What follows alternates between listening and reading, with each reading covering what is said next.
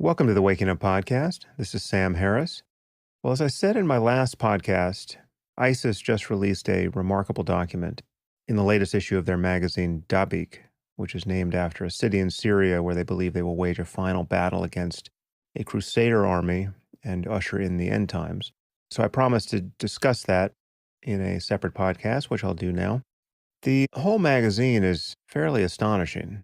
I'll provide a link to a PDF on my blog, but I warn you that some of the pictures are disturbing. There's a photograph of a man getting his head cut off, which leaves absolutely nothing to the imagination. But I'm going to read some relevant parts of the magazine on this podcast. And one thing that should alarm you is how well written it is. The writing in this magazine is actually better than you'll find in your average Salon article or on The Intercept. In fact, it's as well written as Fawaz Gurji's new book on ISIS, published by Princeton University Press. And the copy editing in this magazine is actually better than in that book. I'm not exaggerating. I spotted a typo in the Gurji's book in the first few pages. I haven't seen any typos in this copy of Dabiq. And it may sound like a strange thing to say, but good writing and good copy editing is a very bad sign. It tells you something about the caliber of people they've managed to recruit. The article I'm going to focus on and read in its entirety is entitled Why We Hate You and Why We Fight You. And I think it will inevitably be said that there's something self-serving about my reading this to you, because it confirms more or less everything I've been saying about jihadism for the last 15 years. And perhaps there is something a little self-serving about it, because, as you know, I've been pilloried for my views on this topic for about as long. But this really isn't a matter of my just saying, I told you so. I actually think it's important that if you have any lingering doubts about whether or not ISIS and jihadism generally is a religious phenomenon, that you clarify those doubts and just listen to what members of ISIS have to say for themselves. But before I get into that article in particular, here is what I think any honest reader will get from this magazine as a whole. The fundamental concerns of these people are theological. The claim they want to press and substantiate in nearly every paragraph, and which motivates everything they do, is a claim about the exclusive legitimacy of their religion. Every other way of life leads to hell. They really believe this. Now, most of you, I would wager, have no idea what it's like to believe that either paradise or an eternity in fire awaits you after death. And because you haven't ever believed this, you probably waste a lot of fuel wondering whether anyone actually does. I want to recommend that you stop doing that and simply accept that jihadists believe what they say they believe. Just accept it as a working assumption. Okay, if you do that, you will suddenly find that everything they do, including suicide bombing, makes perfect sense. So I recommend that you simply listen to what these people have to say for themselves, as you would any other people who are making extreme sacrifices towards some end. The disposition not to do this is really strange. Let's say you went to a medical school and you asked students why they were pursuing careers in medicine. How disposed would you be to second guess their answers? I mean, what they're doing is fairly difficult, right? They're spending all this time in school. They're incurring massive student debt. They're spending their days indoors dissecting cadavers when they could be at the beach. What on earth are they up to? Well, if you ask them, they will tell you. And you won't waste any time wondering whether they have some other motive that bears no resemblance to what they say. I mean, there might be some diversity of reasons, but 90% of medical students will give you more or less the same story. They'll say that they want to help people, that they want a meaningful career, where they know they're doing good in the world. They want a high prestige career. They want to be paid well. Okay, and they might have scientific interests in biology and medical research. You'll hear answers like this, and these answers make sense of their behavior. You won't hear someone say, I wanted to be a professional football player and found that I just wasn't quite good enough to turn pro, and so I decided to find the thing that was closest to the thrill of sacking a quarterback, and so I became a dermatologist. Right? That wouldn't make sense. It wouldn't make sense to imagine that was the underlying motive. So, why do jihadists do what they do? Well, they're telling us ad nauseum. They're telling us even when we don't ask. And a magazine like Dabiq advertises their concerns and aspirations with utter clarity. And you might want to say it's just propaganda. And it is propaganda. But it only works as propaganda because many Muslims share these aspirations and concerns and believe the same doctrines. To call it propaganda doesn't mean that it's dishonest. For these ideas to successfully recruit people means that they find these ideas compelling. So whether Abu Bakr al-Baghdadi believes every word in this magazine isn't the point. The point is that this material is a highly successful means of recruiting foreign-born jihadis. The point is that many people find these ideas persuasive, and that's not an accident. Now, recruiting and inspiring jihadis overseas is obviously different from getting Iraqis and Syrians to fight for ISIS at home. And there's no question that many locals have been recruited out of fear. Fear of Shiites with whom they've been locked in a sectarian civil war, and fear of what ISIS will do to them if they don't support the caliphate. So who knows what percentage of local Sunnis really support the extreme Salafi jihadism of ISIS? It's probably a terrifying percentage, but it's not everyone. But here we're talking about the spread of Islamism and jihadism globally. Okay, so we're talking about persuasion. We're talking about the power of ideas. We're talking about a worldview that must be argued for, and which some percentage of Muslims in any society will find compelling. And when you read this magazine, you find that, above all, jihadis are concerned about religious error. They really are concerned about the deviance of Christianity, which they consider a form of paganism, and about rival interpretations of Islam. And needless to say, they're horrified by secularism and atheism and homosexuality. They're concerned about the worship of anything beyond the single reality of Allah, whether it's the worship of Jesus or the Virgin Mary, or more metaphorically, things like money and pleasure and the arts and science.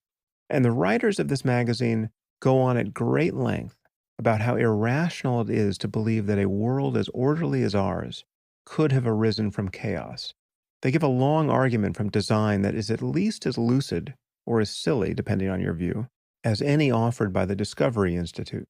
They consider every sign of order in our world, including the beauty of nature and the cuteness of babies, and the neurobiology of vision, and the details of energy metabolism in the body, and the functioning of our immune systems, as well as the faculty of reason itself, to be evidence of a benevolent creator.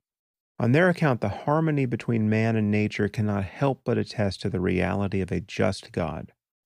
And this is spelled out in great detail in a magazine that prominently celebrates the indiscriminate slaughter of innocent people. To read this magazine is to discover that the oft-mocked line that was delivered by George Bush in his Texas drawl, "They hate us for our freedom," is actually true. It is especially true if you include freedom of speech and belief.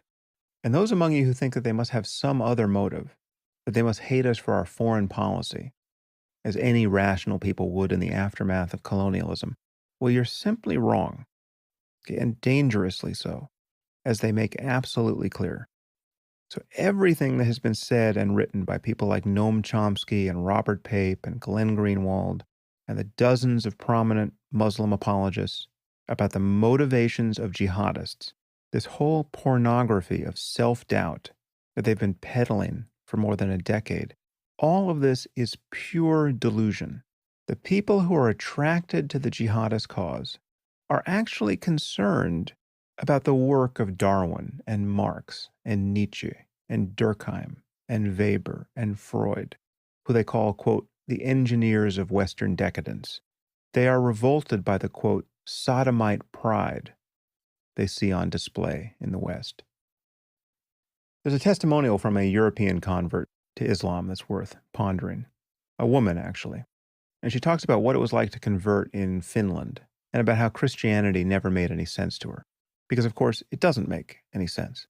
Jesus is both a man and the Son of God and God himself. He's divine and all-powerful, and yet he gets crucified and humiliated. This is ridiculous. Christians haven't been able to make sense of the Trinity for 2,000 years. Islam actually is more straightforward than this, which is a real advantage. There's just God, and you are his slave. Get with the program or burn in hell. The magazine actually contains a long article on biblical criticism that does a very good job of dismantling Christian doctrine. The level of theological concern these people have, the absolute primacy of their claim to being metaphysically correct, is really impossible to exaggerate. They care about nothing else. There's only one question that makes any sense. How can you avoid hell and get into paradise after you die? That question is the black hole at the center of their worldview that sucks everything into it. So, this Finnish woman, who was born Christian, writes, "What struck me most as I was reading the Quran were the verses about hellfire and the punishment in the hereafter." End quote. Which isn't a surprise, obviously, because the whole point of the Quran is to admonish you to submit to Allah or else go to hell. And she talks about how she converted to Islam and how her parents disapproved. And then she married a Muslim man and had a child. And then the happy family decamped to the caliphate. And then she writes, quote, "I can't even describe the feeling when you finally cross that border and enter the lands of the caliphate. It is such a blessing from Allah to be able to live under the caliphate. There are so many people who made several attempts to come but just haven't been able to make it yet. Of course, when you come to the caliphate, after sacrificing everything for the sake of Allah, you'll continue to be tested. You're going to see hardships and trials. But every day you're thankful to Allah for allowing you to perform hijrah, that's migration, and to live under the Sharia. Life in the Islamic State is such a blessing. You face difficulties and hardship. You're not used to the food or the change of life. You may not know the local language. You hear bombings and the children may get scared. But none of that takes away from the gratitude you have towards Allah for allowing you to be here. Also, unless you're living here, you don't realize what kind of life you had before. The life here is so much more pure. When you're in Dar al-Kufar, the lands of disbelief, you're exposing yourself and your children to so much filth and corruption. You make it easy for Satan to lead you astray. Here you're living a pure life, and your children are being raised with plenty of good influence around them. They don't need to be ashamed of their religion. They are free to be proud of it and are given the proper creed right from the start. After 4 months of being here, my son was martyred, and this was yet another blessing. Every time I think about it, I wonder to myself, if I stayed in Dar al-Kufar, what kind of end would he have had? What would have happened to him? Alhamdulillah, praise be to God. He was saved from all that. And what could be better than him being killed for the cause of Allah? Obviously, it's not easy. But I ask Allah to allow us to join him." End quote. Well, that's a fairly chilling passage. I'm going to read it again, because you weren't ready for it. As you listen again, assume that this is a psychologically normal person who simply believes in the reality of martyrdom and paradise, which is to say, she believes that this life is fundamentally unimportant. It's merely a test of faith. Believe the wrong thing and you will go to hell for eternity. Believe the right thing and you'll go to paradise. Eternity is all that matters. I'll read the relevant part again. Of course, when you come to the caliphate, after sacrificing everything for the sake of Allah, you'll continue to be tested. You're going to see hardships and trials, but every day you're thankful to Allah for allowing you to perform hijrah and to live under Sharia. Life in the Islamic State is such a blessing. You face difficulties and hardship. You're not used to the food or the change of life. You may not know the local language. You hear bombings and the children may get scared. But none of that takes away from the gratitude you have towards Allah for allowing you to be here. Also, unless you're living here, you don't realize what kind of life you had before. The life here is so much more pure. When you're in Dar al-Kufar, the lands of disbelief, you're exposing yourself and your children to so much filth and corruption. You make it easy for Satan to lead you astray. Here you're living a pure life, and your children are being raised with plenty of good influence around them. They don't need to be ashamed of their religion. They are free to be proud of it, and are given the proper creed right from the start. After 4 months of us being here, my son was martyred, and this was yet another blessing. Every time I think about it, I wonder to myself, if I stayed in Dar al Kufar, what kind of end would he have had? What would have happened to him? Alhamdulillah, praise be to God, he was saved from all that. And what could be better than him being killed for the cause of Allah? Obviously, it's not easy, but I ask Allah to allow us to join him. Okay, so picture what happened here. She had a young child who, 4 months after her sojourn in the caliphate, got what? Blown up? Crushed by falling concrete? Who knows? But she thinks it's the best thing that could have happened to him. Okay, she's from Finland, right, which incidentally has one of the best school systems and social safety nets on earth.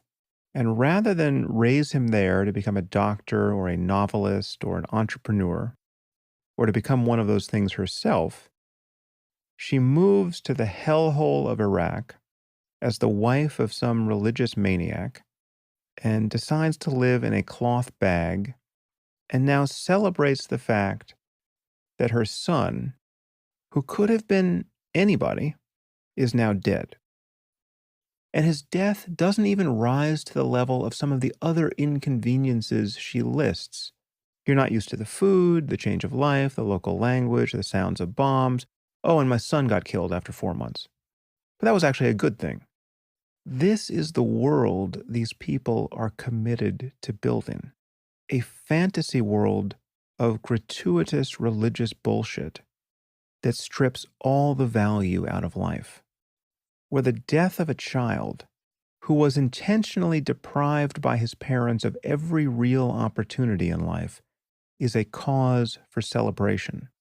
This is the enemy, not some psychopath who would be killing people anyway, and who's now merely doing these things, quote, in the name of Islam. No, the enemy is any ordinary person who becomes infected by these extraordinarily stupid ideas.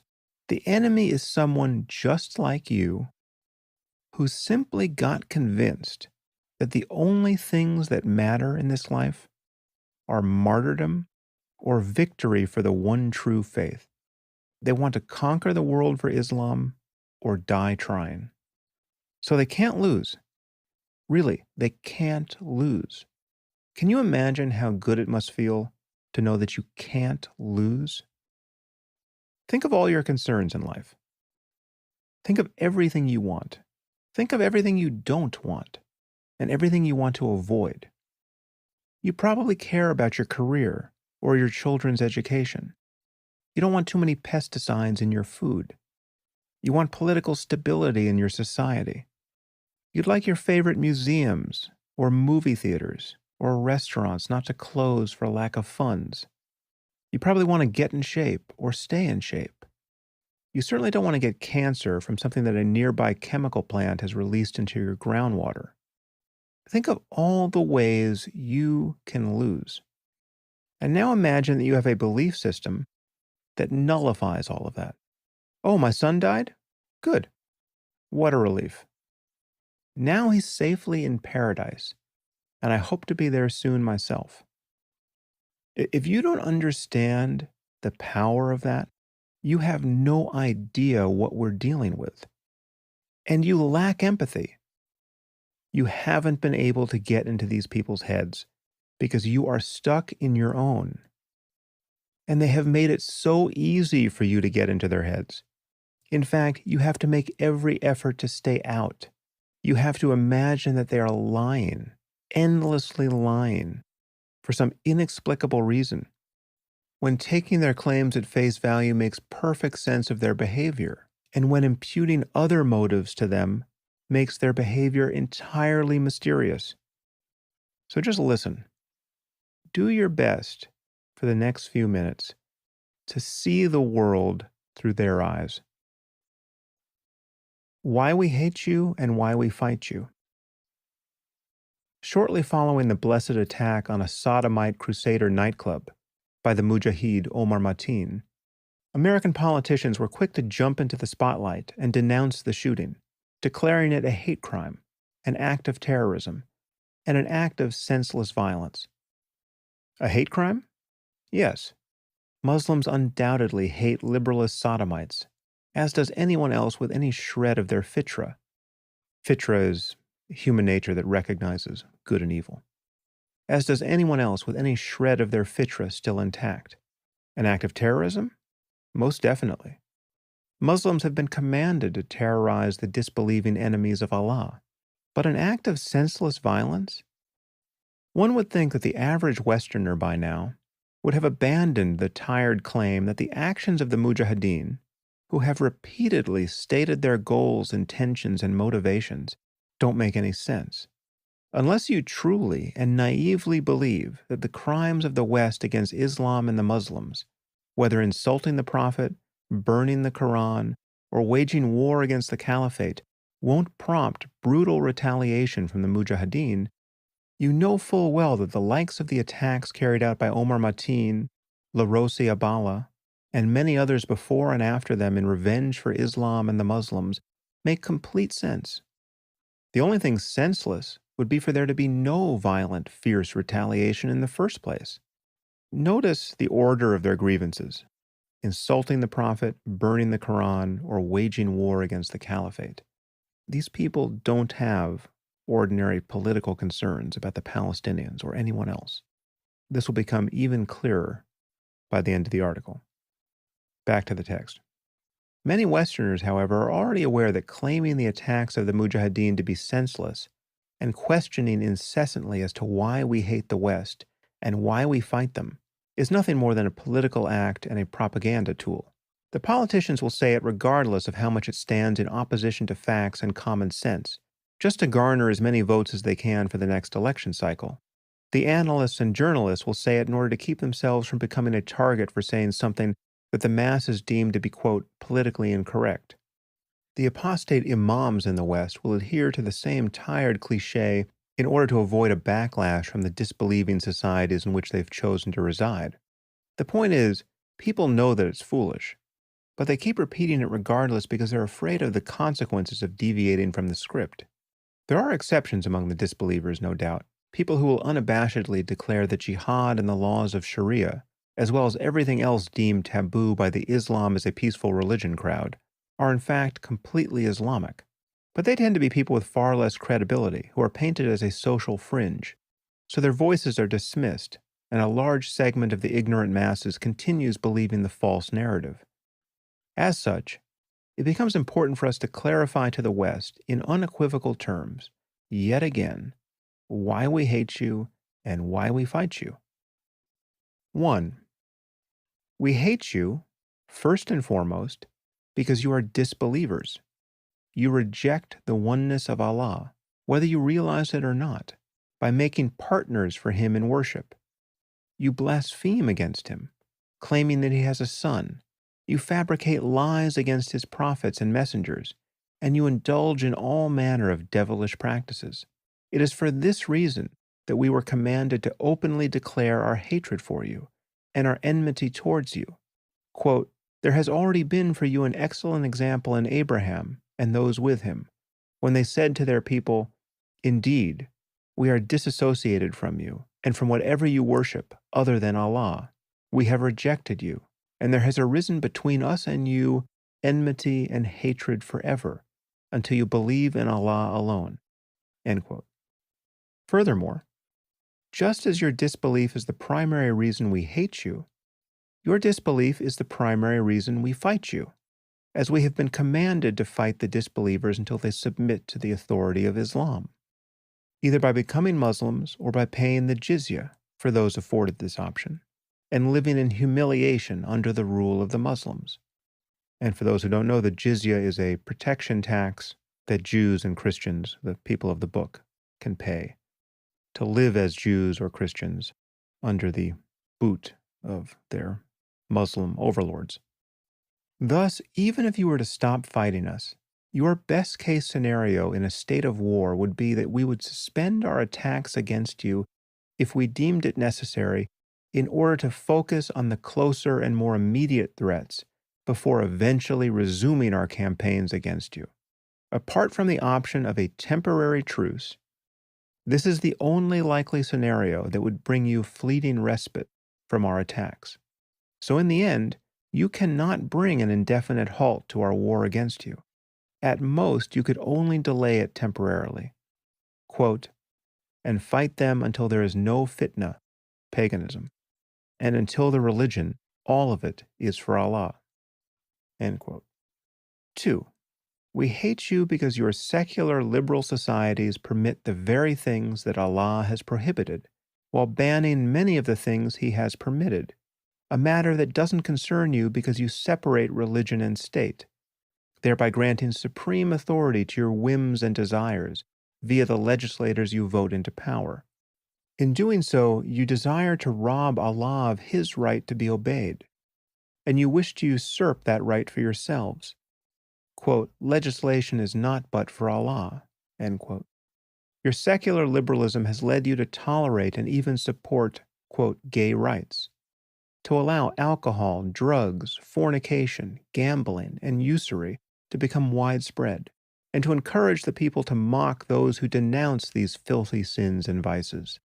As such, we wage war against you to stop you from spreading your disbelief and debauchery, your secularism and nationalism, your perverted liberal values, your Christianity and atheism, and all the depravity and corruption they entail.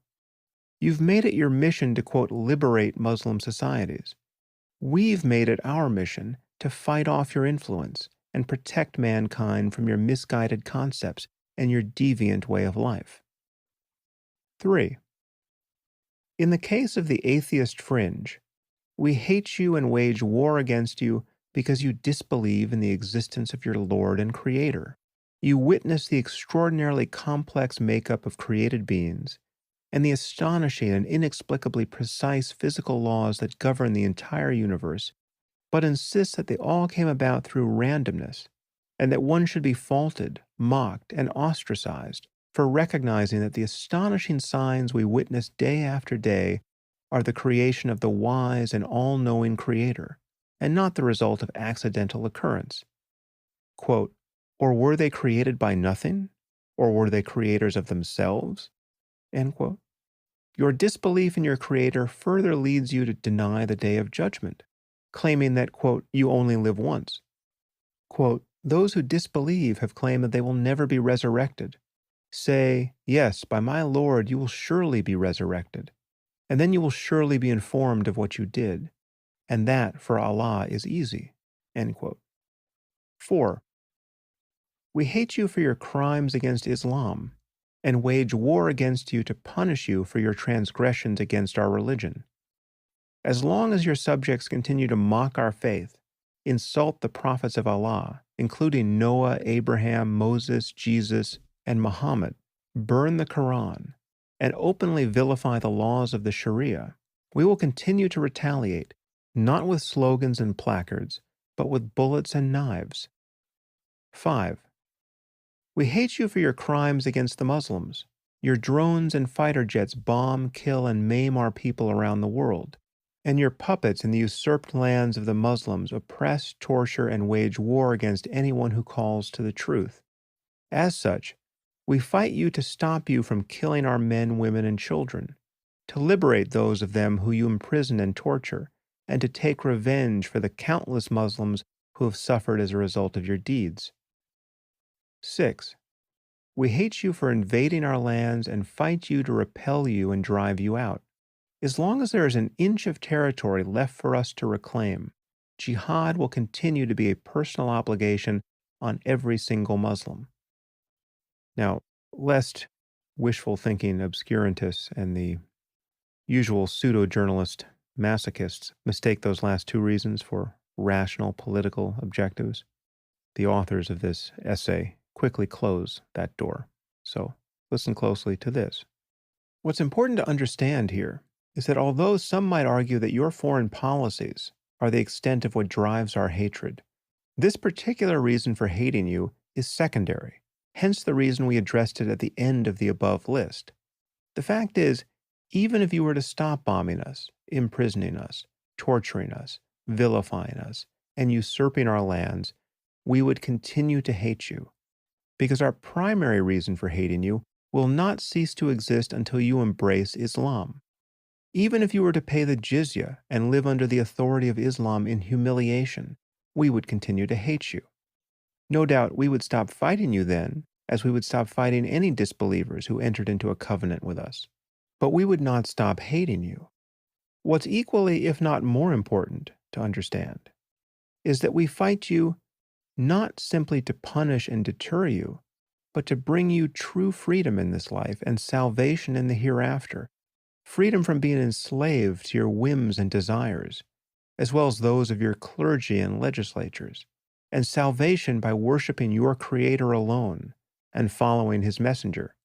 We fight you in order to bring you out of the darkness of disbelief and into the light of Islam, and to liberate you from the constraints of living for the sake of worldly life alone, so that you may enjoy both the blessings of worldly life and the bliss of the hereafter. The gist of the matter is that there is indeed a rhyme to our terrorism, warfare, ruthlessness, and brutality.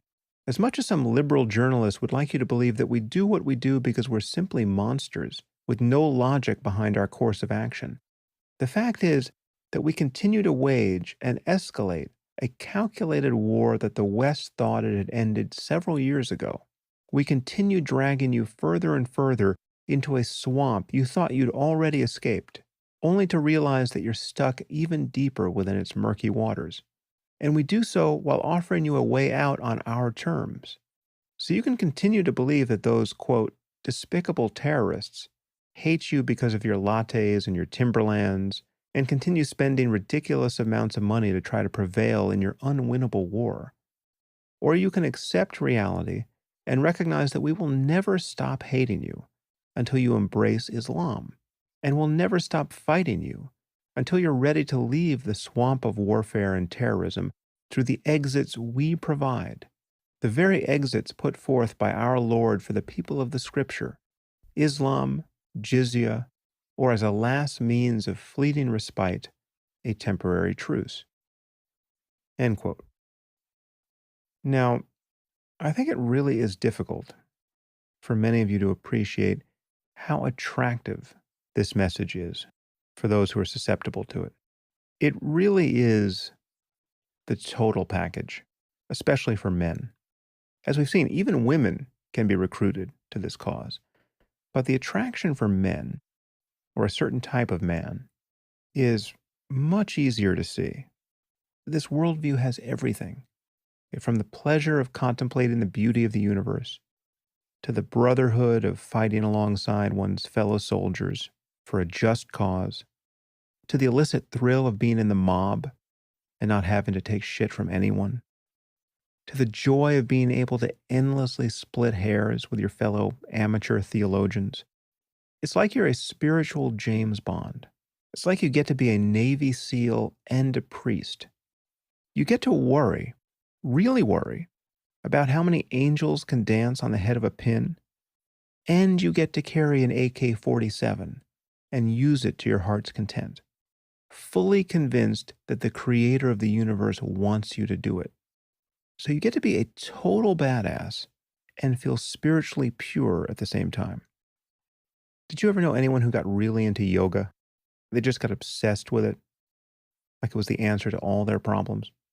And they got into the subtleties of it. They were really thinking about their chakras opening, the energy centers in the body, and they spent a lot of time adjusting their diets, eating only pure foods, because their bodies were now these instruments of spiritual realization, and they just had to be tuned perfectly.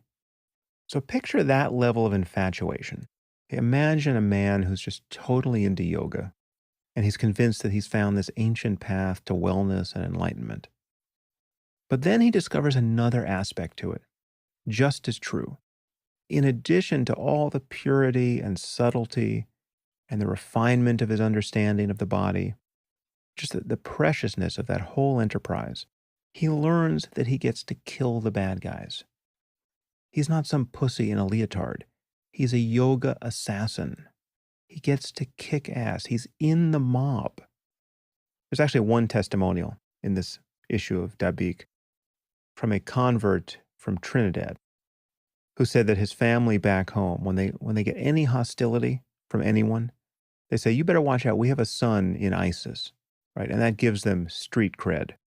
So he's a wise guy now, right? He's a made man, and he protects his family from afar merely by the power of his reputation for violence. That's part of the attraction. And then there's the problem of women, right? So imagine being a guy who's grown up in isolation from women or never felt confident with them. So he's either in a traditional Muslim context where contact with the opposite sex is highly circumscribed, or he's just someone who felt isolated socially by a lack of confidence and a fear of rejection. Picture a young man who has spent his entire life being the least confident guy in the bar. But now he's been recruited into a cult that gives him a new understanding. Okay, all those hot chicks who he was worried about rejecting him, well, now they're his slaves. Whether they're his wife or wives, he actually can have more than one, or his actual sex slaves. He rules. He is to be feared and obeyed. So he might have been bored with his life before, and he might have seemed destined for a life of boredom. But now his life has suddenly become this massive first-person shooter game where he's been inducted into a fraternity of tough guys and given absolute dominion over women. Picture the emotional attraction of that to a certain type of man. And then add the intellectual or pseudo-intellectual component to it. So whatever his actual intellectual accomplishments, at the level of his mind now, he's suddenly a philosopher and a scientist and a priest all rolled into one. Because God has simply given him the truth about the cosmos in the Quran. And this is a truth about which every infidel in history, including Einstein and Darwin and Richard Feynman, was ignorant. And they will pay for their ignorance in fire for eternity.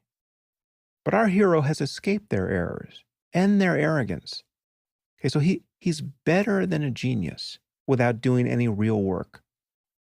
His humility has made him better than everyone. Right? This is the biggest humble brag in human history. I'm just a lowly worm, but I'm better than you. And I'm sure as hell better than an infidel like Stephen Hawking. So imagine a person's estimation of himself being exalted by all this. That's what we're dealing with. Now, ordinary Muslims and their apologists will recoil from these observations. They will point out that there are millions of devout men and women, even within conservative Muslim societies, who do no harm to anyone, right? Most Muslims don't want sex slaves, even though they're sanctioned in the Quran. And then they'll flip this coin and insist that people in other religions and people at every point on the spectrum of belief and unbelief commit atrocities from time to time. Now, this is all true, of course, and truly irrelevant. As I wrote somewhere, the groves of faith are now ringed by a forest of non sequiturs. Okay, here's the basic picture.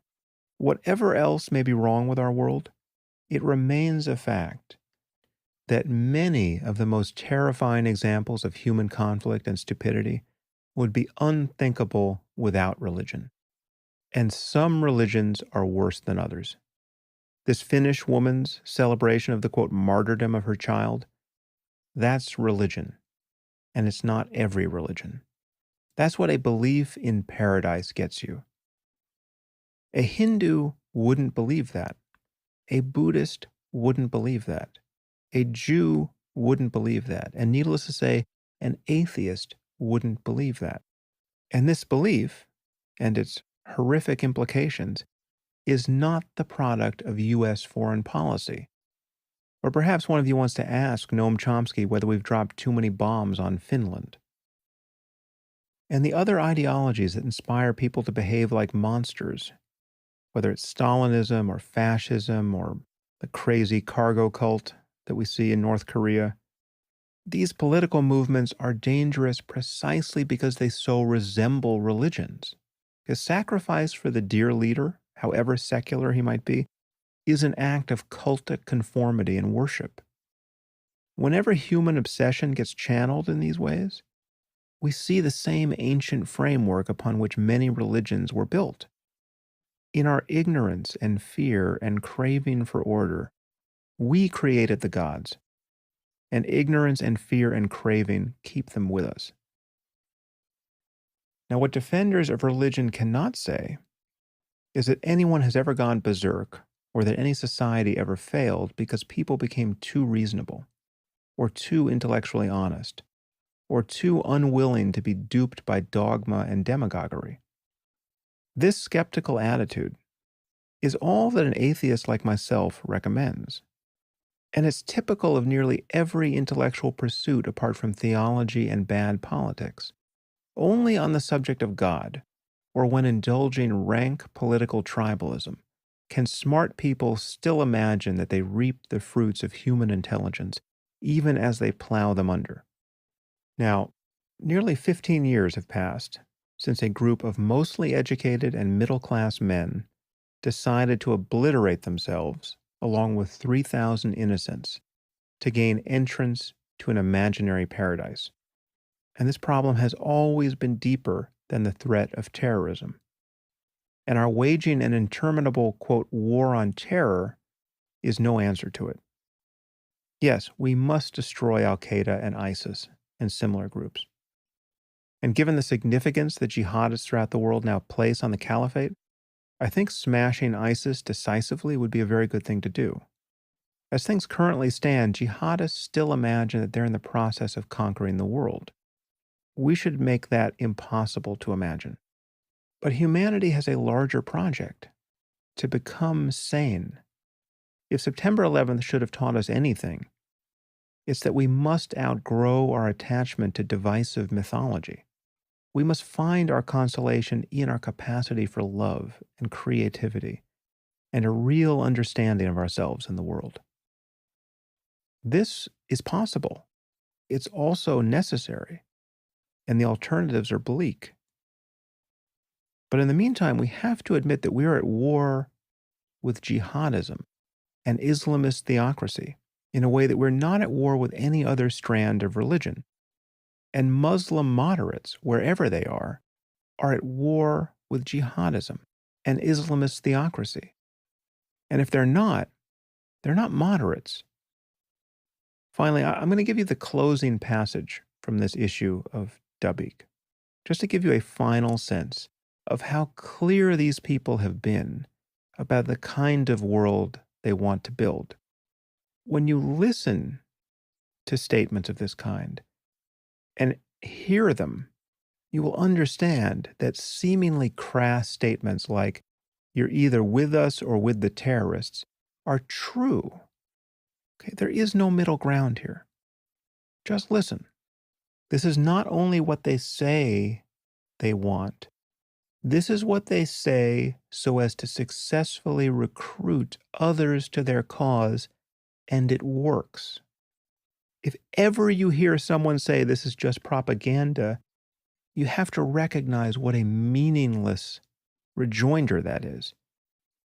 It's propaganda that works. It's propaganda that is believed. These are honest confessions of a worldview, and they are attractive. Quote, "The clear difference between Muslims and the corrupt and deviant Jews and Christians is that Muslims are not ashamed of abiding by the rules set down from their Lord regarding war and enforcement of divine law. So if it were the Muslims instead of the Crusaders who fought the Japanese and Vietnamese or invaded the lands of the Native Americans, there would have been no regrets in killing and enslaving those therein. And since those mujahideen would have done so bound by the law, they would have been thorough and without some politically correct need to apologize years later. The Japanese, for example, would have been forcefully converted to Islam from their pagan ways. And if they stubbornly declined, perhaps another nuke would have changed their mind. The Vietnamese would likewise be offered Islam or beds of napalm. As for the Native Americans, after the slaughter of their men, those who would favor smallpox to surrendering to the Lord, then the Muslims would have taken their surviving women and children as slaves, raising the children as model Muslims and impregnating their women to produce a new generation of mujahideen. As for the treacherous Jews of Europe and elsewhere, those who would betray their covenant, then their post-pubescent males would face a slaughter that would make the Holocaust sound like a bedtime story, as their women would be made to serve their husbands' and fathers' killers. Furthermore, the lucrative African slave trade would have continued, supporting a strong economy. The Islamic leadership would not have bypassed Allah's permission to sell captured pagan humans, to teach them and to convert them, as they worked hard for their masters in building a beautiful country. Notably, of course, those of them who converted, practiced their religion well, and were freed would be treated no differently than any other free Muslim.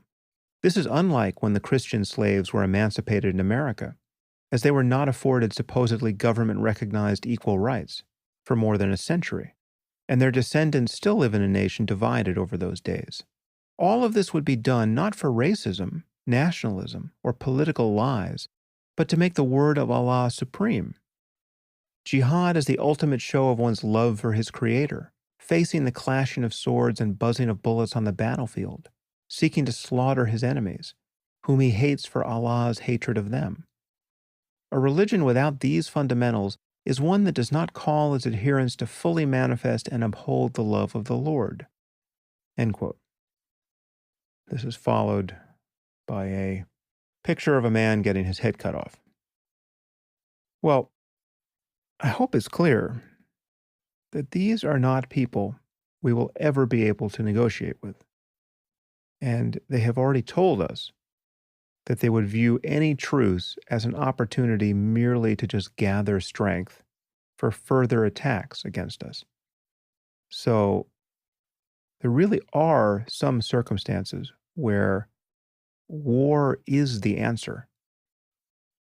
Now, the question of how to wage this war is a genuinely difficult one, and it would be much, much better if Muslim armies who did not share this ideology were turning their guns on this death cult.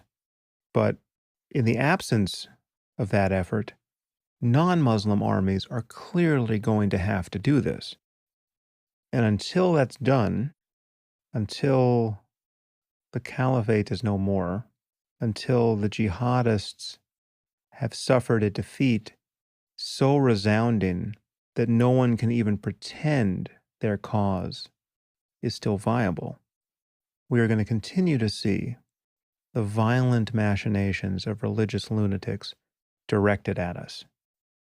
They've told us as much, and we should take them at their word. And on that happy note, I will see you next time.